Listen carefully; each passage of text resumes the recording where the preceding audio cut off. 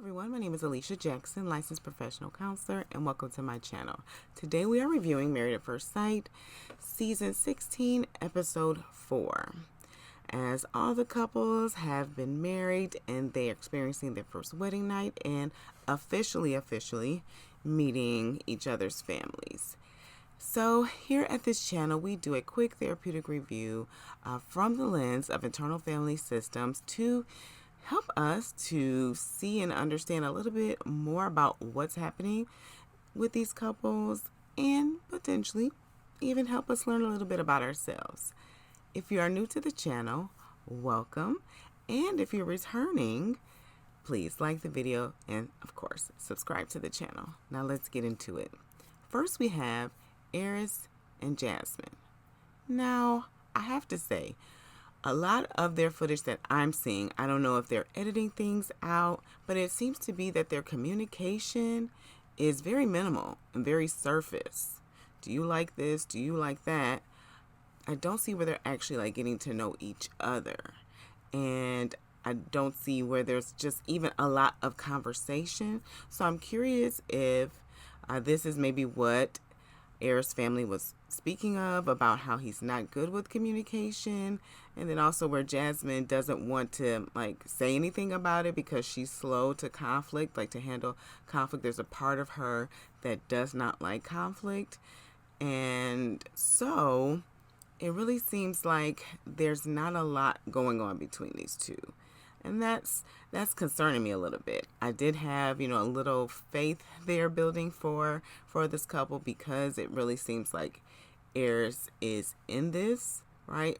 We also know that doesn't really have the relationship experience. And so we're seeing it for sure. There's not a lot of communication. He is, though, very attentive to her. He is complimenting her a lot and making her feel comfortable around him, to the point where at night she was able to lay her head on his chest. Like there is some physical chemistry there, even though he did state on the after party that Jasmine really isn't a person that he would really go for in the world if he was picking someone. But he's warming up to her, and so maybe that's what's contributing to this kind of silence and not really sharing much about each other. But that's really what I'm seeing in a lot of their scenes together, that there's not much engaging with each other. There's not much connection. They're just in the room with each other. Like, hey, do you want to eat? Okay, let's eat. And so that's giving me a little pause, hoping that maybe they'll be able to build some foundation. That's like base level, right? Base level communication with relating with one another. And this is new, right? So it could be awkwardness happening as well. But I don't see like an effort to push through that awkwardness to connect with each other. Aerys is meeting Jasmine's family, and her family is just so welcoming, so warm. They're coming from a place where, hey, we see what you're doing. Yeah, this is going to be hard. And Dad gave him some advice of how to truly stay like each other, right? Stay yourself, keep your identity, have Jasmine keep her identity, but also come to a place where you come together, because that's truly marriage. Oftentimes when we're coming from a space of trying to change your spouse to be someone else, that is when things can become really dicey, because the message, the impact of that is that I'm not who you want. You want someone else, right? And Jasmine's mother also, she says it's not going to be all peaches and cream. There's going to be some hard times, but you can get through it, and there seems to be like just some support there. It would be great. It would be great for Aerys and Jasmine's father to maybe like build a relationship, so he can maybe even learn a little bit more about, right, what a husband and father looks like from his view, and so then maybe Aerys can see what's going to fit right for him, right? But I don't know, if that can happen. I'm just saying it would be nice. It would definitely be nice for it to happen. On the other side, Jasmine's meeting with Aerys' family, and man, Aerys' mother is so sweet. However, this cousin is still concerned, right? We saw that she did throw a little shade. There's a part of her that just even chuckled about the fact that Aerys has a wife and just couldn't believe it, right? And maybe we're seeing some evidence why she is responding this way, because again, their connection is moving really, really slow, right? So the way she is, though, interacting with Jasmine, it's a bit off-putting. There's a part of her that seems to be very skeptical of this process and is very skeptical of Jasmine. And I really don't get the sense that Jasmine is insincere or inauthentic. I really feel like she's truly being herself in this moment. I don't have any reason to question, her identity. She seems very like, I am who I am. And so that's rubbing Jasmine off a little bit. You can definitely tell by her facial expression, her body language, when the cousin alluded to the fact that, she's a pageant girl, so she just has the right answer all the time, and she needs to think a little bit more about her answers and before she just responds. And so she's taking it in stride. She, even when she was talking to Aerys about the situation, she handled it, diplomatically. She's saying she feels that way and that's how she feels. I can't change how she feels, but I know that I'm being true to me. Also, it did come up that Jasmine has a relationship that ended 7 months ago, and the cousin was a bit concerned about that. I understand the cousin's concern about it being 7 months, right? It's about 2 for how Jasmine used that 7 months. Did she get to learn herself and how she showed up in that past relationship? Did she reflect on that at all? Did she even talk to someone about that and really reflect on the relationship and work on, right, those things that she needed to work on to make the next relationship better, or to help her understand what went wrong and what she needs to correct? Did she do that? If she used that 7 months in that way, right? However, also, this is a marriage, right? This is a marriage. If she started dating again in 7 months later after a relationship, but 7 months after ending a relationship and you get married to a stranger, that's a lot. That's a lot. And so we'll see how this plays out for Jasmine, how she works through this process. If some things that were unresolved from the past relationship come up, right? Some past hurts come up, we shall see how it plays out. Next, we have Gina and Clint. And so Gina says that she's getting the sense that, she can really see a future with Clint. He is peaceful and he's a good space, right, to be around for her. She feels a lot of connection and warmth from him. And she feels like her wedding day went the best it could go. I think a lot of what all the couples are doing, not just Gina, but a lot of the couples are making some really biggest assumptions over the things that they're seeing from meeting each other. We don't know. Time is going to tell. And there's a part of them, right, that's looking for the good stuff, maybe, because they want some reassurance. They want to know, I made the right decision by doing this. This is a big decision. So there's a part of them that's looking for that. Oh, okay, all right. So he's wants to travel. We have a good kind of rhythm with each other. This is going to be great. And then there's also a part of them that's also looking, right, for the things that may go wrong. And so that's a part of the process. But it really seems like there's some maybe big assumptions that they're making in just knowing each other for a very short amount of time. Now, Clint said something that was interesting. He said that, we're supposed to consummate the marriage wedding night. It really seems like he is a part of him that is really pushing this physical agenda, like connecting physically. And so that gives me a little concern about that. Not that there's anything wrong with physical connection. The fact that there's a part of him that's like very concerned about that being a driving force instead of really getting to know Gina. That's what's concerning me. It seems like kind of old habits, right? He has had a lot of physical relationships. He shared that. And so that's showing up, it seems, in this relationship. And we see that Gina's trying. She has left her office phone at home so she can detach from her manager and role in her business boss world. So she's making some steps. And so Clint's going to have to do the same to separate from that part of him that's been really focused on the physical aspects of a relationship versus just getting to know the person. Clint did state that it felt really natural, them sleeping and sharing the same bed with each other.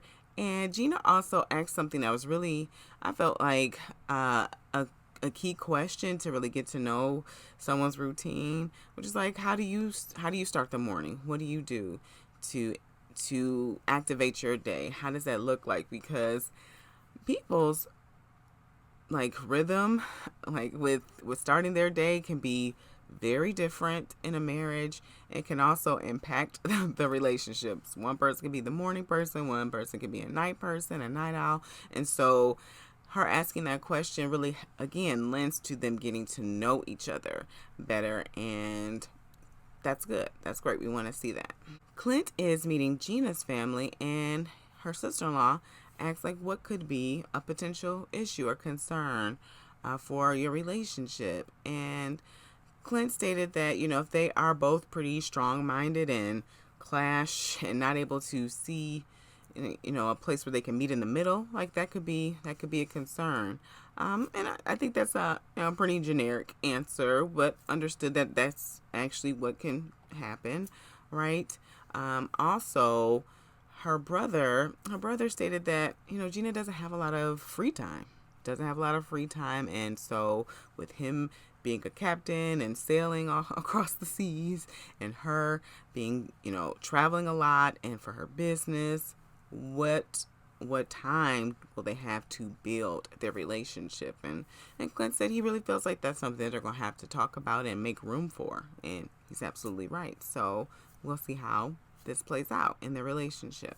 Gina meets Clint's family, and it really was just like one very short scene where they were asking her if she was attracted to him, and it kind of conflicted with what she said at the after party. First, she said there was no physical chemistry or connection, and she's telling his friends, and maybe because she's trying to put forth a good effort, it's not honest, it seems, if this isn't really true. He is her type, and she's attracted to him. She said that she likes the dark hair, and that's something that she is attracted to. So we shall see. Sometimes Gina has this part of her that has like a really big energy, and I wonder if that's coming from a genuine place. We saw it as she was coming down the aisle on wedding day, and so I thought, like she's trying to really be excited and get herself right into the moment, because she initially said that she wasn't physically attracted to Clint. But I'm still seeing it, and I'm still seeing this part of her that's just like, hey, and it's coming out as she's still engaging, right, with Clint's family and with Clint. And so I want to see Gina pull back a little bit and really be her real, authentic self. This part seems to be maybe the part she uses to network or greet customers as they come into her salon, like, hey, right? But really to pull back a little bit and just be Gina. Like, we're still trying to see who Gina is and get to know her. And we haven't met her yet, but I hope that she will feel safe and comfortable enough to allow her true, authentic self to be present. Next, we have Chris and Nicole, and they are in the bed eating together. And Nicole says, normally, eating in the bed is a no-go because there's so much dog hair. And I was like, ugh.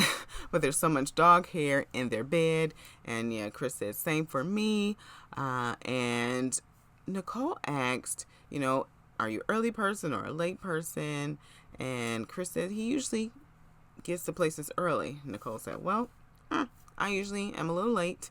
I give myself an hour, but it usually takes me an hour and a half to get ready. And Chris said, well, I hope it's not with makeup because you are a natural beauty. He said, I woke up this morning, I just looked at you and you're just so beautiful. And I'm just like, oh, Chris. There's a part of him that's just such a sweetheart. I am questioning or curious about if this is coming from a real, true, authentic place. Right? It does seem that he is a very sweet person, a kind person. I'm also curious if this is a way that he uses to keep people, right, in a relationship by being overly nice, right? I don't know. But there is a part of me that has that question because it comes very regularly, like very regularly. He provides her a lot of reassurance. And we later find out that Nicole, the reason why she appreciates that is because she has had some very, very painful experiences in her past. But this touches her, and she just, it touches a part of her, and she becomes very emotional. And she said, this is, I can tell this is going to work. Like he is my person. And again, I think Nicole's appreciating Chris, being so affirming because she hasn't had that.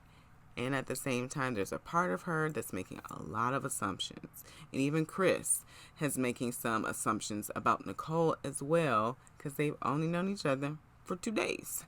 So, again, they're looking for some reassurance. It's beautiful that things are going well. They're connecting. They're sharing so much of each other. And that's what we would like to see from all of these couples. But this couple is moving in the right direction. Chris is meeting Nicole's family, and Dad comes out. He's like, hey, I didn't want this to happen. This was not something that I was okay with from the beginning. And Nicole's mom asks, well, do you feel like you're ready to be a husband? And Chris said, well, I think so. And Nicole's dad, he was coming in hot.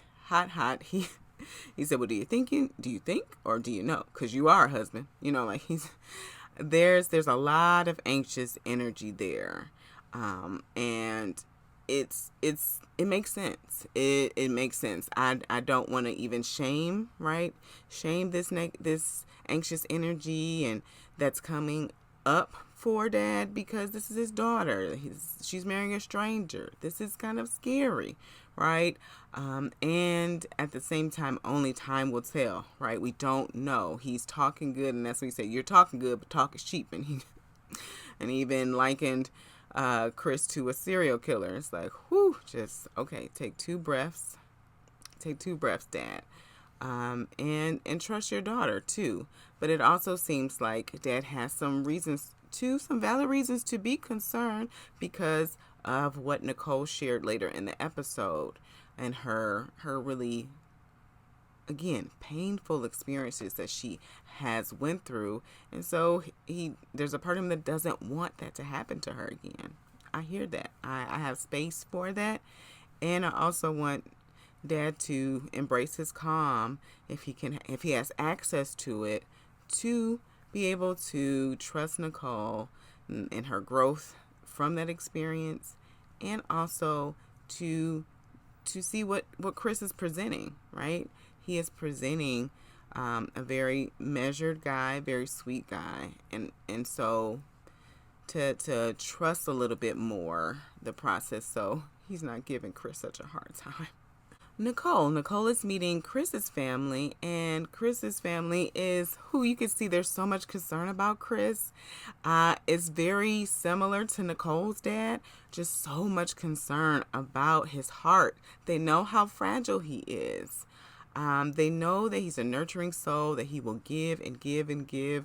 Dad's saying, hey, if you realize that things aren't going well, don't drag it on. Don't do that to my son, because he's just going to keep fighting. He's going to keep fighting for the relationship. And even his brother was like, hey, like, my brother jumps all in, and I just want to make sure he can bounce back from this if it doesn't work. And mom was saying, he's a nurturing soul. He's going to be so sweet. And Nicole gave some reassurance, like, hey, I'm going to also make sure that, like, his needs get met in this relationship as well. And so I really am happy to hear that. I'm happy that she knows that that's important. And I also want to see evidence of it too, as well. Now, Nicole stated, after hearing like all of this concern from his family, like, oh, his heart is so tender, so sweet. We've been protecting it, and now, there was this part for that says, like, now I need to protect his heart. And I will say this, that Nicole definitely is a player in this, in being kind to Chris, being honest with Chris, being respectful of Chris, and honoring their relationship, right?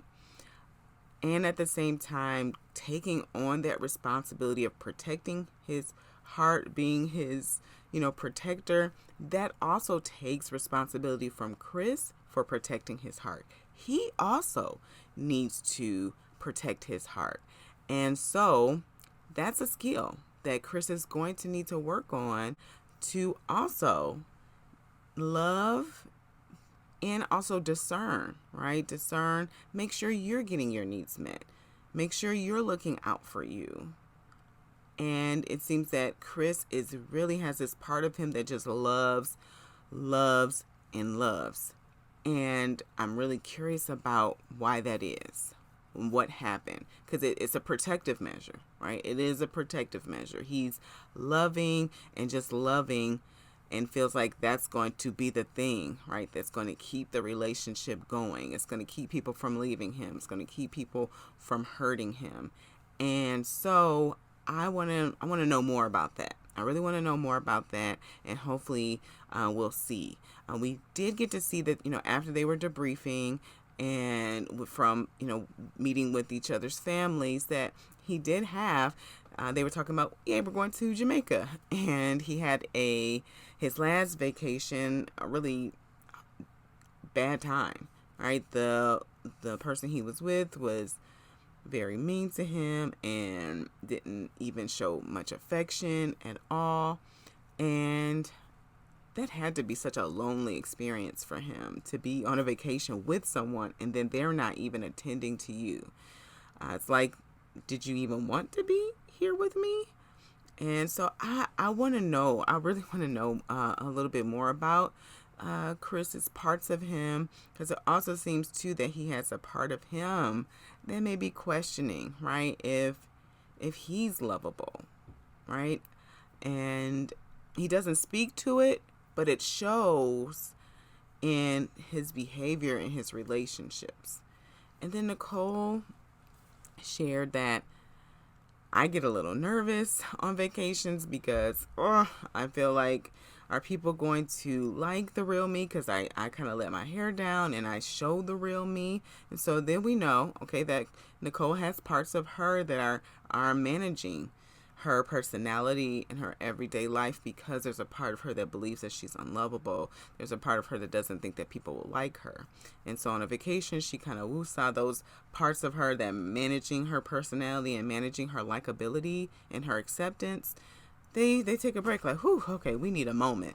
And True Nicole comes out, and he asks, okay, so have you had any bad experiences in relationships? And she immediately becomes emotional. It's like, as soon as he asks that question, she goes right to that place. And she said it was very young. She was very young.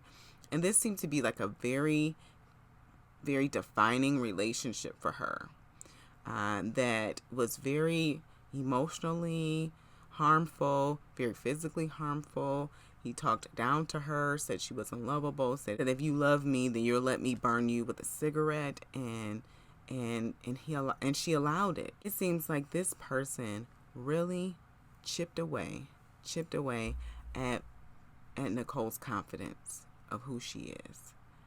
And we see a little bit that there's some overconfidence that happens with Nicole, where she's like, hey, don't forget about me. He's married now, right? Like that part that came out at the reception, and also when she was kind of hinting to Chris, and not really hinting, like, are we going to be physically intimate on this honeymoon or what, right? Like there's this part of her that's like comes out as confidence, but it doesn't really like land as that. She's just stating her needs, right? But this relationship really chipped away, and she internalized a lot. There's a part of her that believed these harmful things and has really dictated her relationships ever since.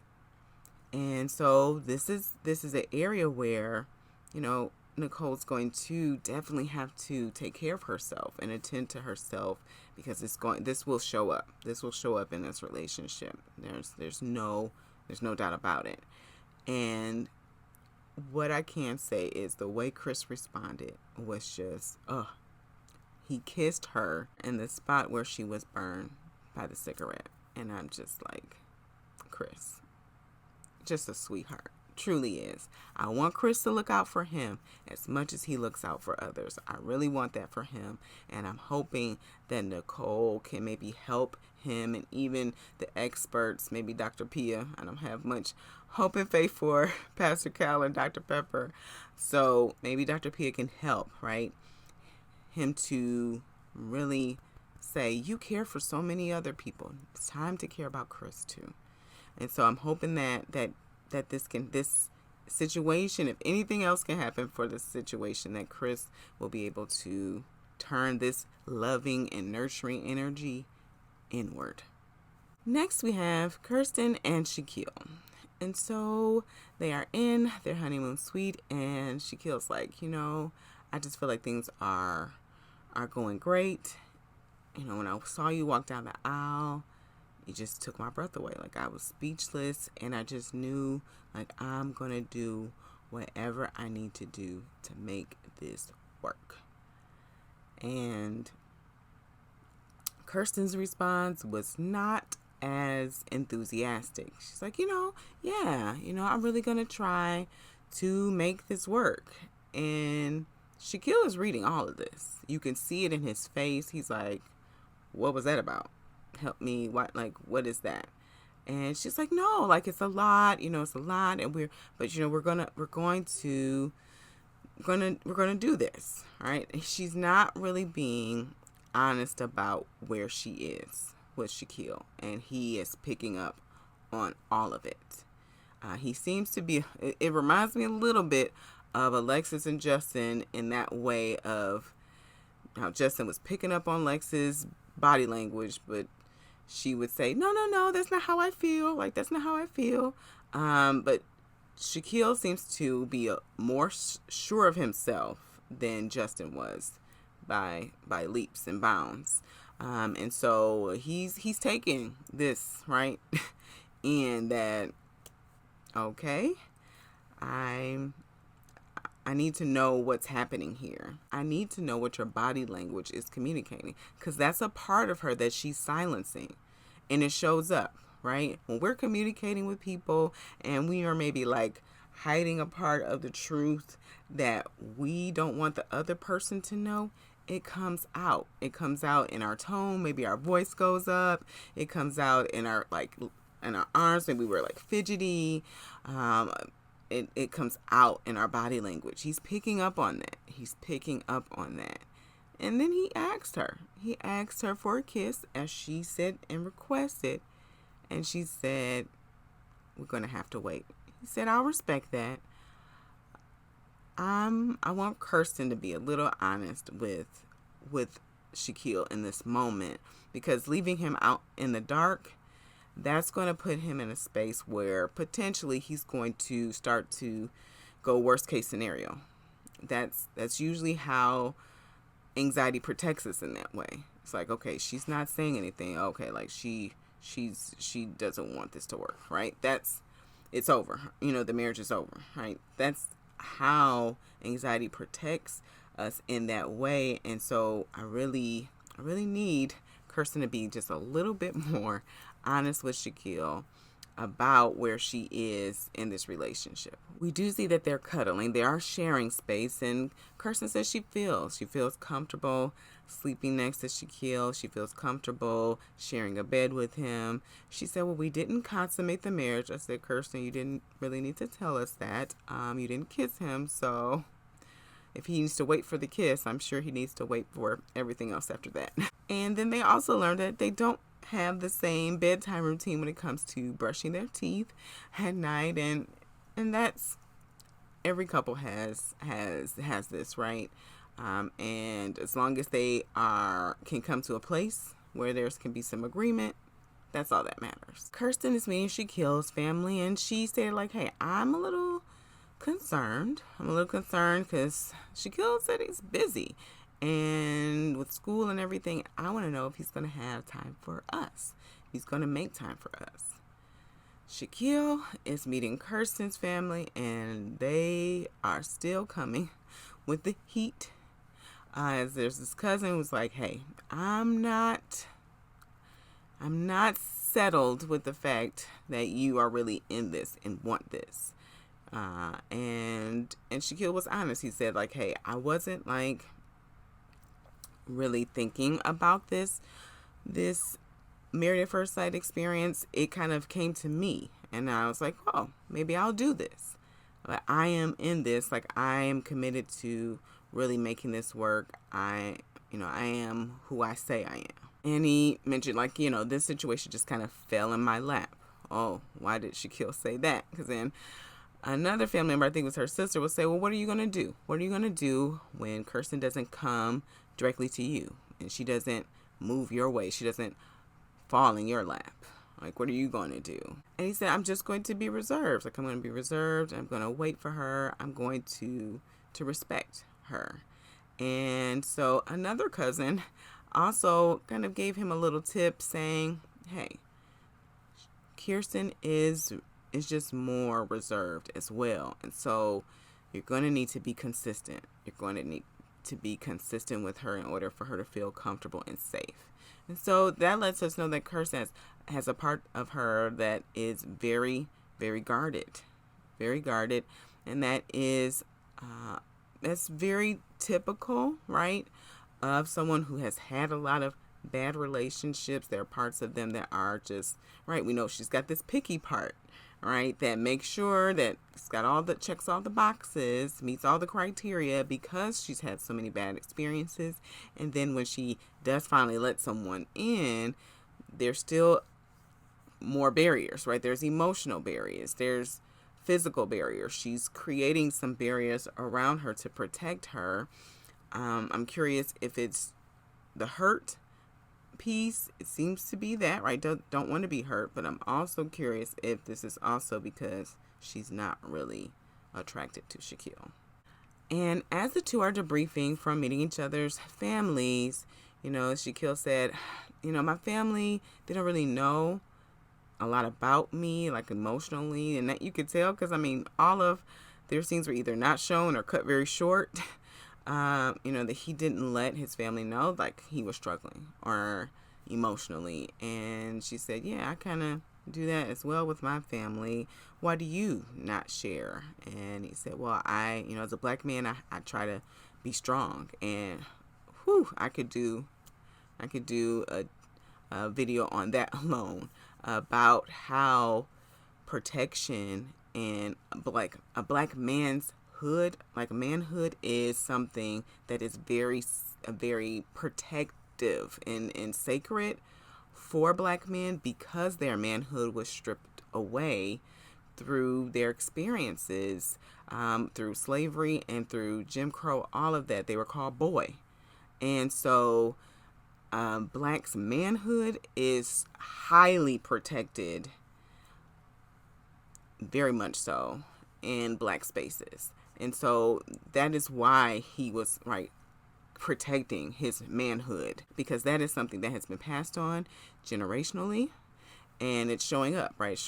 And also as well for Kirsten, hyper independence and being able to power through. That's something that Black women also have had to take on through our experiences, and it shows, right? She also has a hard time letting people know when she needs help or when she's not okay. And she said, well, we really need to work on this if we both are struggling. And this is the protection, right? The hyper independence. I can do it all by myself. And then the protection of my manhood. I can't let anybody know that I'm not okay. That's going to create multiple barriers for them to be vulnerable with each other and to share with each other. And these are all, it has nothing to do with them, has everything to do with the oppression that our people have gone through and how it has been passed down generationally. Now, Shaquille.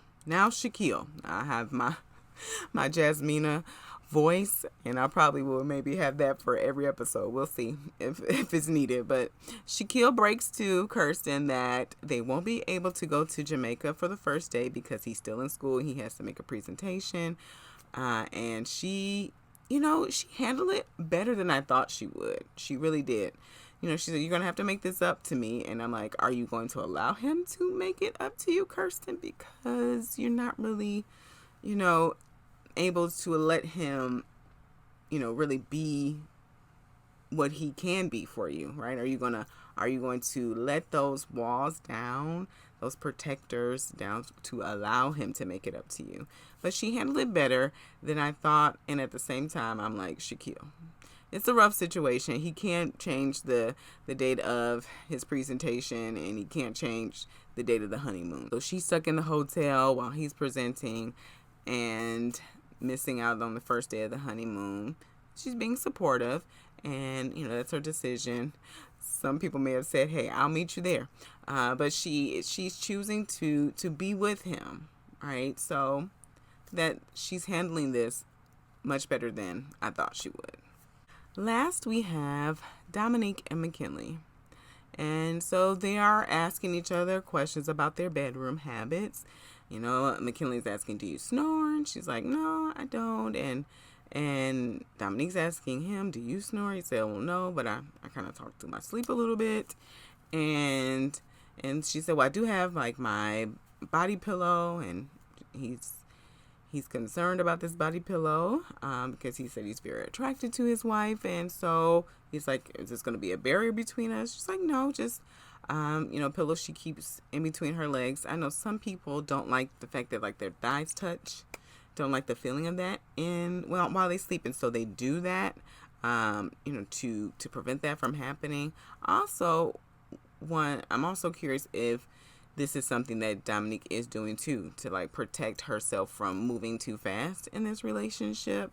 But McKinley is, he's feeling a little salty about it because he wants to get some cuddles in. McKinley asked Dominique, are you a big cook? And she said, well, I'm single, so I don't cook that much, but I do know how to cook. And she started listing all the things that she does know how to cook, and she talked about like fish, and he said, well, of course, because you fish a lot, of course, she said, yes, I have a freezer full of catfish that I've caught, and I've cleaned myself. So yeah, we cook a lot of catfish. And McKinley's body language and face like took a drastic turn. I'm really curious about what part of that rubbed him the wrong way. He did say that, I've never had catfish before. And I don't know. So I don't want to put any racial implications on this. And at the same time, catfish is something that is very like signature for Black people. And so I don't know if that's what this is. I don't want to put that, on McKinley. And that's not what it is. But something happened. There was something that just completely shifted in him. And it took him to a place that he was very concerned and just seemed to be withdrawn. I also am curious if it's just the thought of her catching fish and cleaning fish and gutting fish, all of that is something that's not, he doesn't find attractive. That's awesome. It's kind of, that's something that he doesn't find attractive or feels maybe emasculated because of that. So those are like my three possibles that I have about why that was such a huge reaction. But I did see that and I was like, okay. I'm really curious about what that could be. McKinley met Dominique's family, and he seems to have like a slow to warm up a little bit. I know it's an awkward situation.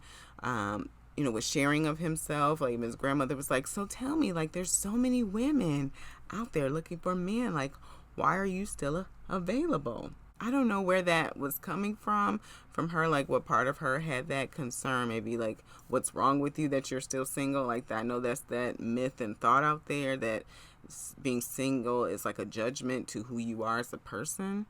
But McKinley said, hey, I did play the field out there, but I'm really wanting to settle down. And so the race conversation comes up again, as it's something that both of them, mother and grandmother, are concerned about.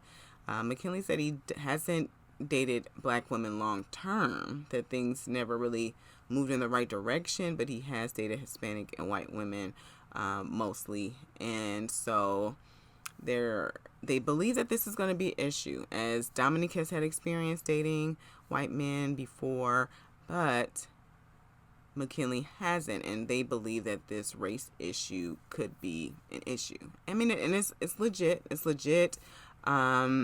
There's two different cultures coming together, and so if he doesn't have maybe an understanding of African American black culture, that's going to potentially be a place where they're going to butt heads a little bit, because that's going to limit his ability to understand and be present for Dominique, to see the world through her view and have a picture of why she responds to things the way she does. Because just like we talked about with Kirsten and Shaquille, the same is for Dominique, right? She has those same protectors that's coming from those experiences that the generations before her experienced. And if he doesn't have that understanding, then that could lead to some issues in their relationship.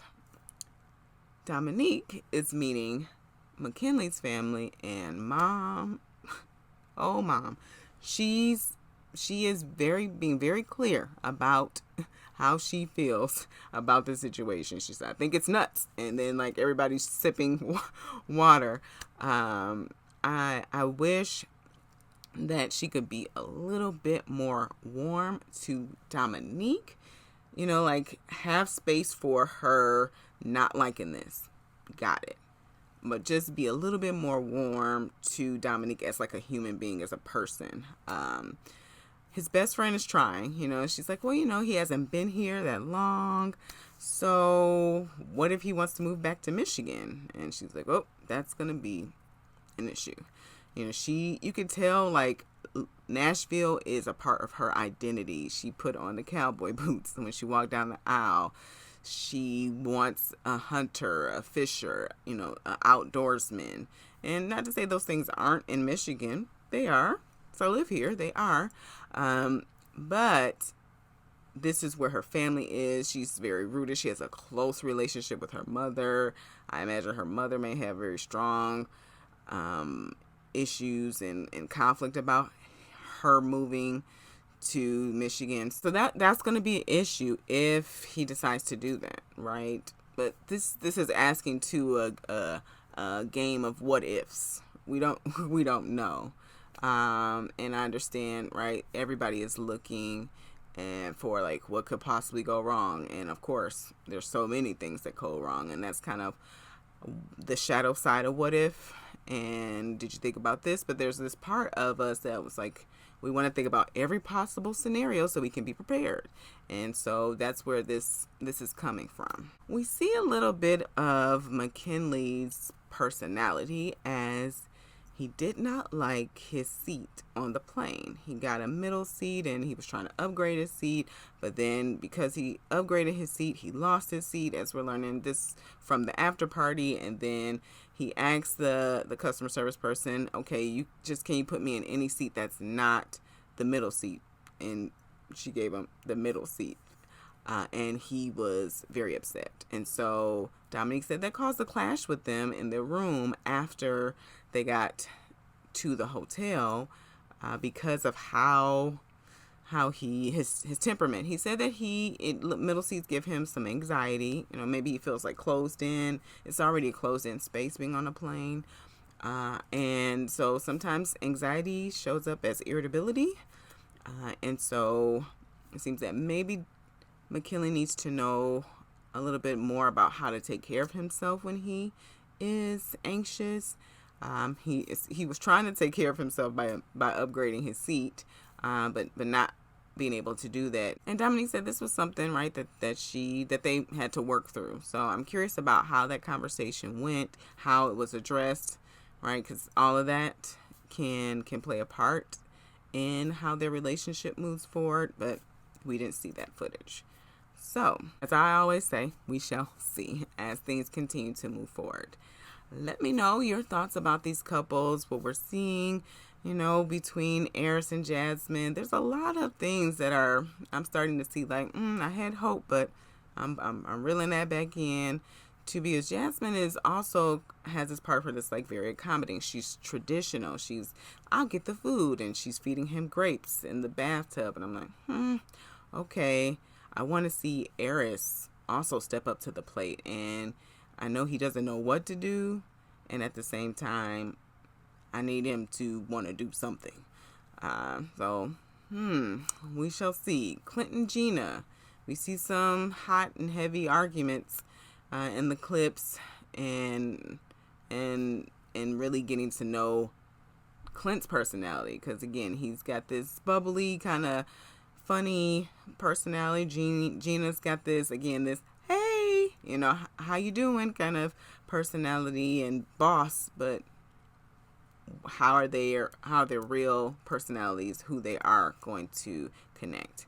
Nicole and Chris have these great expectations and great even assumptions of each other, and how is that going to play out in their relationship? Kirsten and Shaquille, is she going to be honest with him? Is she going to let him know where she is? Is Shaquille going to be honest with Kirsten about, hey, I'm seeing what you're communicating with me, whether you say it or not? Are they going to have that big conversation? Dominique and McKinley, will race be an issue? Will race be an issue in their relationship? Time will tell. It also seems that temperament may also be an issue in communication with that. Like being self-aware to know what he's feeling, to be able to communicate that with her, and for her to be able to understand what he's saying, and vice versa. Will that be an issue in their relationship? Let me know in the comments what you think. If you are still with me and watching, please like the video and subscribe to the channel. And as always, be cool, be calm, be centered.